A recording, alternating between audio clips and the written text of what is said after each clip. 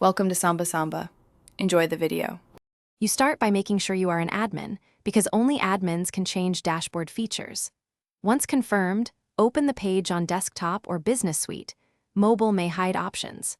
Click the Professional Dashboard icon or go to Settings and navigate to the Professional Tools section. You are doing this to stop insights and prompts that appear to non-admin viewers. From here, locate the toggle or menu labeled Professional Dashboard. Don't click anything else yet. We'll change the specific visibility controls next.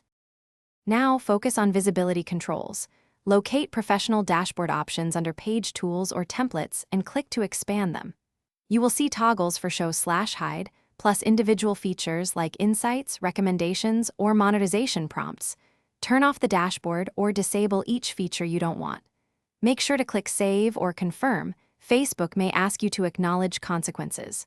Once done, refresh the page to verify the dashboard is no longer visible to visitors. If it persists, continue to the final checks. Finish by verifying settings. Open your page in an incognito window or log in as a non-admin to ensure the professional dashboard is hidden. If the dashboard still shows, clear your browser cache and try again, because UI changes sometimes need a hard refresh.